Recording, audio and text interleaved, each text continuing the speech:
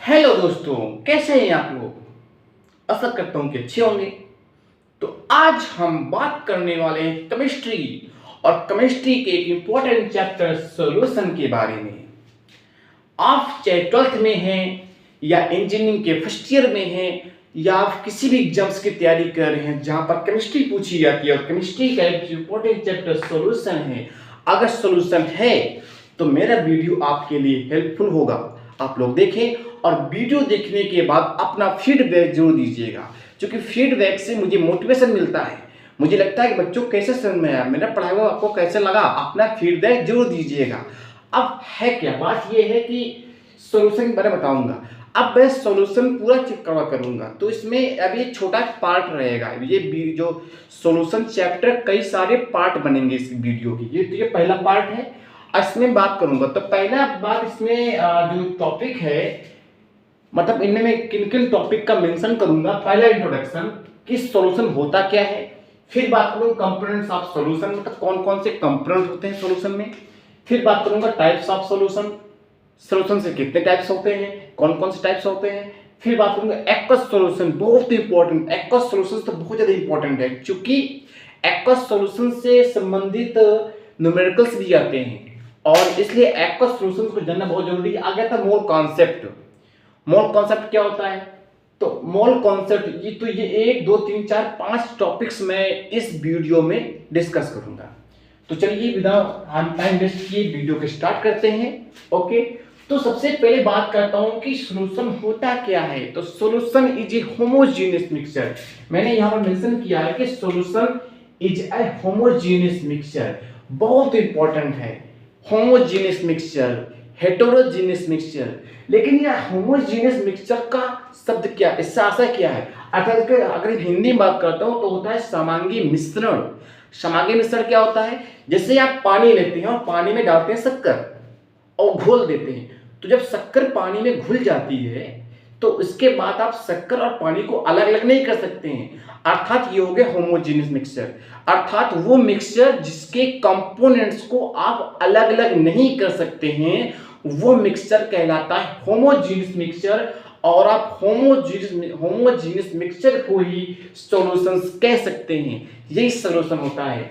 तो कहा कि it is a homogeneous mixture beyond the dimension of atoms of molecules. अर्थात ये डायमेंशन और मॉलिक्यूल्स की जो एटम ऑफ मॉलिक्यूल्स के जो डायमेंशंस इसके बियॉन्ड होता है, और अप टू और मोर कंपोनेंट्स।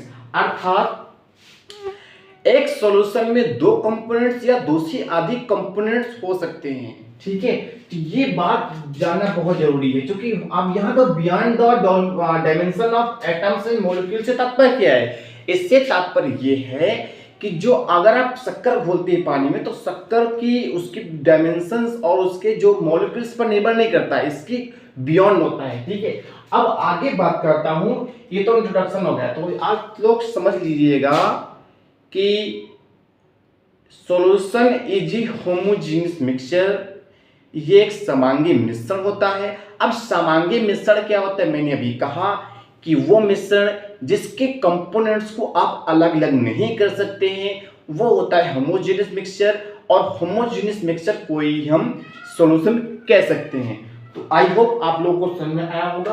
आगे आता है कंपोनेंट्स ऑफ सॉल्यूशन। अब कंपोनेंट्स ऑफ सॉल्यूशन क्या है, क्योंकि कौन कौन से कंपोनेंट्स होते हैं ये बहुत जरूरी है। तो मेनली 2 कंपोनेंट्स होते हैं। अगर मैं कंपोनेंट्स की बात करता हूं तो कंपोनेंट्स इसमें 2 होते हैं। तो पहला होता है सोल्यूट और दूसरा होता है सॉल्वेंट। अब सोल्यूट से तात्पर्य क्या है, अगर हिंदी बात करते हो तो ये होता है विलेय और ये होता है विलायक। विलेय और विलायक मिलकर बनाते हैं विलयन solution.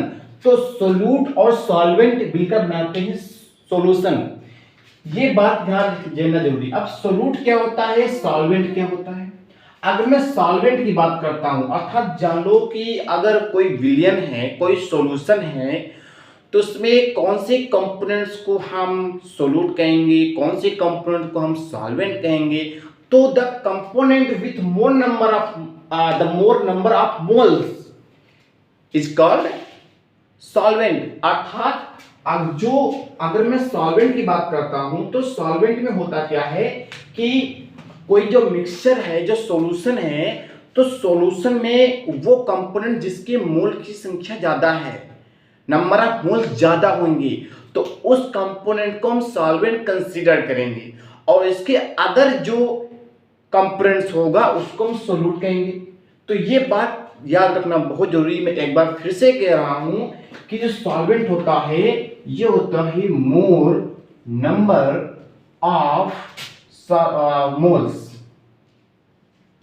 More number of moles, इसके नंबर ऑफ मोल्स ज्यादा होते हैं, इसको हम सॉल्वेंट कहेंगे और इसके अदर जो कंपोनेंट होता है उसको हम सोल्यूट कहेंगे।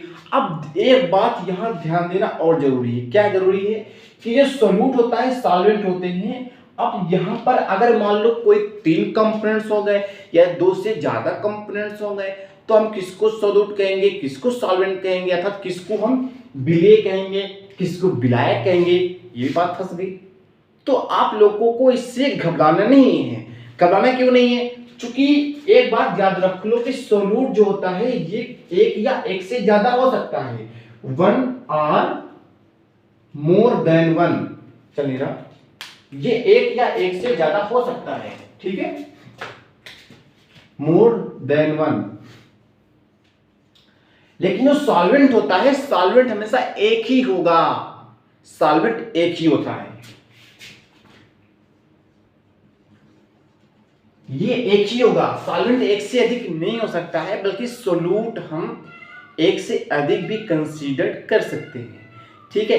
जैसे मान लो आपने पानी लिया, पानी में आपने शक्कर डाल दिया, नमक डाल दिया, नींबू डाल दिया, घोल दिया, तो आप किसको सोल्यूट कहेंगे, किसको सॉल्वेंट कहेंगे? तो देखिए पानी है, अगर पानी की क्वांटिटी ज्यादा है, वैसे भी ज्यादा होती है, तो जो पानी के नंबर ऑफ मोल्स ज्यादा होते हैं तो पानी को हम कहेंगे सॉल्वेंट, और इसके अदर जैसे शक्कर है, नमक है, इनको हम सोल्यूट कंसीडर करेंगे। तो अब ये बात हो गई। अब यहां से सोल्यूट हो गया, सॉल्वेंट हो गया। सॉल्वेंट क्या होते हैं? जिसके वो कंपोनेंट जिसके नंबर ऑफ मोल्स ज्यादा होते हैं वो सॉल्वेंट होता है, वो कंपोनेंट जिसके नंबर ऑफ मोल्स कम होते हैं वो सोल्यूट होता है। अब सॉल्वेंट एक ही होता है, सोल्यूट एक से अधिक हो सकता है, ये बात जानना जरूरी है। तो ये चीजें यहां समझ में आ गई। अब होता क्या है, जैसे कि मान लो सोल्यूट के एक कंपोनेंट है, सॉल्वेंट के एक कंपोनेंट है, तो इसको हम कहेंगे बाइनरी सॉल्यूशन। अगर सोल्यूट के एक कंपोनेंट है, सॉल्वेंट के एक कंपोनेंट है, सोल्यूट के 2 कंपोनेंट है, तो इसको क्या कहते हैं? टेट्रारी सॉल्यूशन कहते हैं। तो ये बात यहां से आप लोग समझ लीजिएगा। आगे चलते हैं। अब आगे हम बात करते हैं, तो आगे क्या है इसके बाद, इसके आगे मैं कह रहा है, आप लोग देखिएगा आगे आएगा टाइप्स ऑफ सॉल्यूशन। अब सॉल्यूशंस कितने टाइप्स के होते हैं? तो सॉल्यूशन अगर मैं करता हूं on the basis of quantity of solute, अर्थात विलेय सोल्यूट, क्या सोल्यूट के मात्रा के आधार पर बात करता हूं, तो वहां पर सबसे पहले आता है आपका, बात करता हूं डाइल्यूट सॉल्यूशन। अब डाइल्यूट सॉल्यूशन आता है। डाइल्यूट सॉल्यूशन क्या होता है? दूसरा आता है कंसंट्रेटेड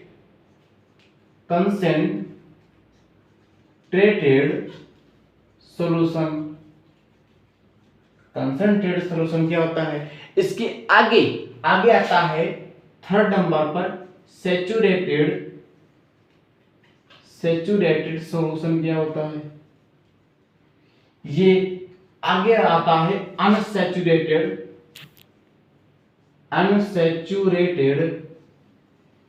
सॉल्यूशन। अब पहली बात आता है डाइल्यूट सॉल्यूशन। डाइल्यूट सॉल्यूशन क्या होता है? डाइल्यूट सॉल्यूशन वो सॉल्यूशन होता है जिसमें सोल्यूट के कंपोनेंट सॉल्वेंट के कंपोनेंट की अपेक्षा कम होते हैं, अर्थात वो विलयन या वो सॉल्यूशन जिसमें विलेय की मात्रा विलायक की अपेक्षा कम होती है वो होता है डाइल्यूट सॉल्यूशन।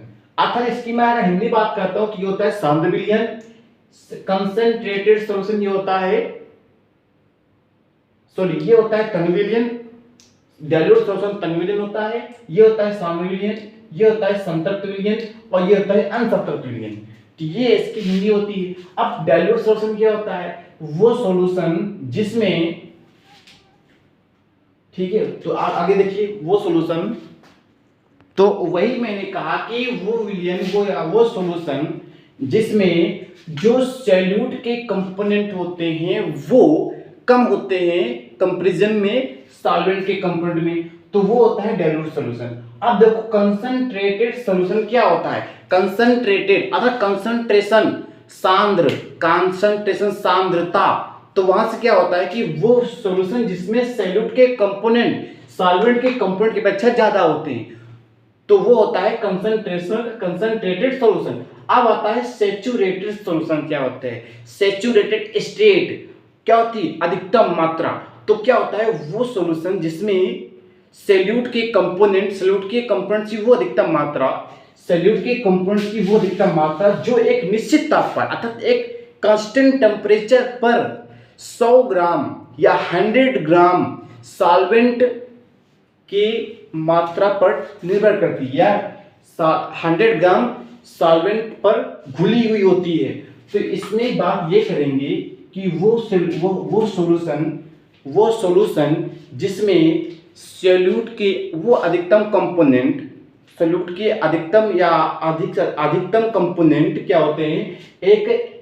एक कांस्टेंट टेम्परेचर पर 100 ग्राम सॉल्वेंट पर घुले हुए होते हैं। अब आता है अनसैचुरेटेड स्टेट, अनसैचुरेटेड सॉल्यूशन। ये क्या होते हैं कि इसमें अनसैचुरेटेड सॉल्यूशन में क्या होती है? विलेय की मात्रा सैचुरेटेड सॉल्यूशन की अपेक्षा कम होती है। तो ये होते हैं डाइल्यूट सॉल्यूशन, ये होते हैं कंसंट्रेटेड सॉल्यूशन, ये होता है सैचुरेटेड सॉल्यूशन, ये होता है अनसैचुरेटेड सॉल्यूशन। फिर से देखो डाइल्यूट सॉल्यूशन वो होते हैं जिसमें सॉल्यूट के कंपोनेंट सॉल्वेंट के कंपोनेंट की अपेक्षा कम होते हैं। अब होता है कंसंट्रेटेड सॉल्यूशन, वो सॉल्यूशन जिसमें सॉल्यूट के कंपोनेंट सॉल्वेंट की कंपोनेंट की अपेक्षा ज्यादा होते हैं। सैचुरेटेड सॉल्यूशन वो सॉल्यूशन जिसमें सॉल्यूट के अधिकतम कंपोनेंट सॉल्यूट की अधिकतम मात्रा एक निश्चित टेम्परेचर पर, एक कांस्टेंट टेम्परेचर पर 100 ग्राम सॉल्वेंट पर घुली हुई होती है। अब होती अनसैचुरेटेड सॉल्यूशन में क्या होता है कि सैचुरेटेड सॉल्यूशन की अपेक्षा सॉल्यूट के कंपोनेंट्स कम होते हैं। तो ये हो गए सॉल्यूशन इसके हो गए। अब आगे एक नया टॉपिक हमारा जो बता रहा हूं जो है एक्वस सॉल्यूशन, बहुत इंपॉर्टेंट है। एक्वस सॉल्यूशन क्या होता है ये आप लोग जरूर ध्यान दीजिएगा। आप लोगों को कहीं भी अगर एक्वस सॉल्यूशन आए तो आप लोगों ने देखा होगा कहीं कहीं होता क्या है कि लिखा होता है एक्वस, AQ लिखा होता है, AQNaOH या AQHCl या AQH2SO4। अब इसका मतलब क्या होता है? इसका मतलब ये होता है कि ये एक्वस सॉल्यूशन होता है, ठीक है। अब एक्वस सॉल्यूशन में क्या होता है? इसकी एक स्टेट होती है। अब इसमें कुछ निश्चित होता है कि aqueous solution in aqueous solution solvent is always considered as H2O। अर्थात इसमें होता क्या है कि जो सॉल्वेंट होता है, सॉल्वेंट हमेशा जल लिया जाता है, वाटर को हमेशा इसमें सॉल्वेंट लेते हैं। अब इसमें क्या होता है? जो सॉल्वेंट होता है इन aqueous solution solvent is always fixed as H2O। H2O हमेशा क्या होगा? सॉल्वेंट होगा इन एक्वस सॉल्यूशन। अब इसके अलावा जो होता है वो होता है सॉल्यूट होता है। जैसे अगर मैं बात करूं एक्वस NaOH, अगर कहीं भी आपको लिखा मिल जाए एक्वस NaOH, इसका मतलब क्या है? इसका मतलब ये है अगर इसके सॉल्यूट और सॉल्वेंट को हम अलग अलग करें तो हम ये कह सकते हैं कि इसमें जो हमारा सॉल्यूट होता है, सॉल्यूट का मतलब जो विलेय होता है वो होता है NaOH, और इसके अगर जो हमारा सॉल्वेंट होता है, सॉल्वेंट मतलब जो विलायक होता है वो होता है H2O।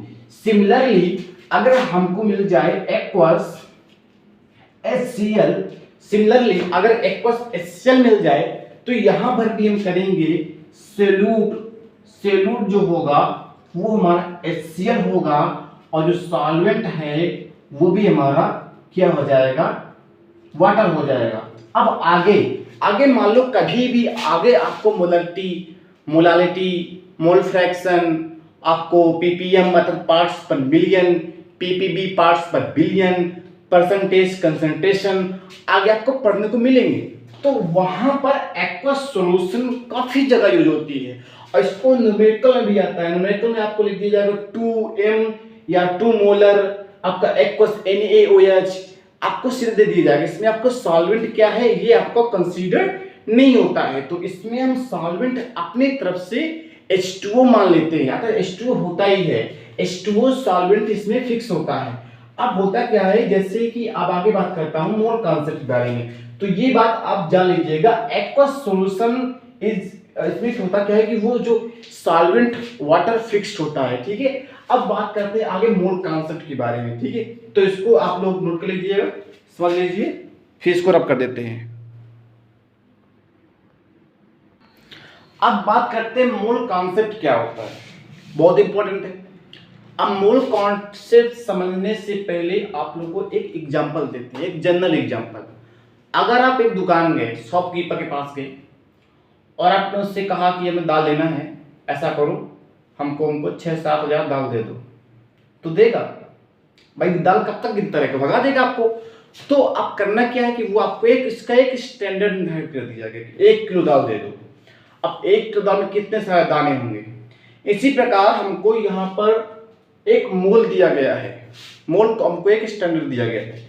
अब जो मोल की जो इसके जो एक अगर बात करते हैं एक मोल कितने बार होता है, तो एक मोल होता है 6.023 इंटू 10⁻23, ये होता है इसका मात्रा होती है।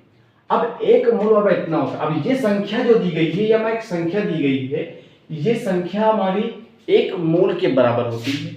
अब इस संख्या को हम कह सकते हैं अवागाद्रो संख्या। क्या कह सकते हैं? क्योंकि ये अवागाद्रो संख्या होती है, अवागाद्रो नंबर होती है। तो ये हमको एक मोल बाबा इतने नंबर दे दिया गया। अब जैसे कि मान लो हमने कभी एग्जाम्पल बताया कि आपको 1 किलो दाल लेनी है। अब 1 किलो दाल में कितने सारे दाने होंगे, इस प्रकार एक मोल में इतने सारे इसके इतने नंबर होते हैं, एक मोल इतने नंबर के बराबर होता है। तो यहां पर हमें किसी भी एटम्स को निर्धारित करने के लिए एटम्स में एक मोल होता है और एक मोल में इतने सारे नंबर्स होते हैं, तो हमको ये निर्धारित कर दिया गया। अब जैसे अब इसका एग्जांपल क्या होते हैं, क्योंकि हम बता रहे हैं mole in terms of number. First number होता है mole in terms of number, क्योंकि mole in terms of number है। अब यहां पर क्या है, मोल को हम एज ए नंबर कंसीडर करेंगे, ठीक है। तो यहां पर होता क्या है कि जैसे कि हमें कोई आपको नंबर पूछ ले कि number of moles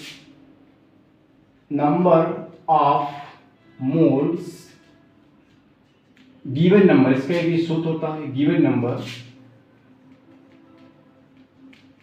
upon Na मतलब अवागाद्रो नंबर, इसको हम Na कह सकते हैं, Na। जैसे मान लो हम लेते एग्जांपल बनानास का, 1 डजन बनानास है। अब 1 डजन में 12 बनानास होते हैं, 12 बनानास होते हैं। अब 12 बनानास होते हैं, तो यहां पर अगर हमको मालूम 24 बनानास हैं तो कितने डजन होंगे, तो जरूरी बात सही है कि 24 बनानास हैं तो कितने डजन होंगे, तो 24 को हम जब 12 से भाग देंगे तो कितना होते हैं, 2 होंगे, 2 डजन बनानास होते हैं। तो सेम इसी प्रकार आपको यहाँ पर एक नंबर दी जाएगी, जैसे कि हमको दे दिया जाए, कोई नंबर दे दिया जाए, इतने इलेक्ट्रॉन्स होंगे, इनके number of electrons moles of electrons कितने होंगे, तो आपको निकालना पड़ेगा। सेम इसी प्रकार आपके ये फार्मूला होता है कि नंबर ऑफ मोल्स निकालने के लिए क्वेश्चन आता है, उसमें आपको एक नंबर दिया होता है और उस नंबर के आप मोल्स निकालने होते हैं। तो आप गिवन जो नंबर दिया होगा उस नंबर को आप अवोगाद्रो नंबर 6.023 इंटू 10 की रेज़ टू पावर 23 आप इससे आपको डिवाइड करोगे और जो नंबर आएगी वो नंबर की मोल्स होगी। तो एक बात ये हो गया। आप जैसे एग्जांपल दे दिया जाए, आपको एग्जांपल आ जाए कि 12.046 इंटू 10 पावर 23 इलेक्ट्रॉन्स आपको कर दिया गया है। अब इसके मोल्स इन इलेक्ट्रॉन्स कितने होंगे मोल्स ऑफ इलेक्ट्रॉन्स कितने होंगे। तो यहां पर मोल्स ऑफ इलेक्ट्रॉन्स निकालने के लिए आपको क्या करना होगा, मोल्स ऑफ इलेक्ट्रॉन्स निकालने के लिए आपको इस नंबर को अर्थात 12.046 इंटू 10 रेज़ टू पावर 23 अपान करना होगा 6.023 इंटू 10 रेज़ टू पावर 23। आप काट दोगे दो बार जाएगा, आपका 2 मोल्स आ गए। तो इस प्रकार से आगे आपको क्वेश्चंस आते हैं तो आपको नंबर ऑफ मोल्स निकालने होते हैं, आप नंबर ऑफ मोल्स से निकाल लेते हैं। इसके अलावा अगर हम बात करें कि अगला क्या होता है, अगला होता है mole in terms of mass. अब मोल इन टर्म्स ऑफ मास कैसे निकालते हैं, इसे आपको दे दिया जाए। मैं अगर एग्जांपल बात करता हूं आपका कि 2 ग्राम या 3 ग्राम NaOH में कितने नंबर ऑफ मोल्स होंगे। अब यहां पर 3 ग्राम NaOH से दिया गया है, ग्राम मतलब मास, वेट, मास दिया गया है। जब मास दिया जाएगा तो यहां पर इसके आप मोल्स निकालने के लिए आता है। ऐसे भी क्वेश्चंस आ जाते हैं तो उनको देखिए। जैसे कि मान लो आपको क्वेश्चन दे दिया जाए, पहला क्वेश्चन कि 3 ग्राम NaOH में कितने नंबर ऑफ मोल्स होंगे, कितने मोल्स होंगे।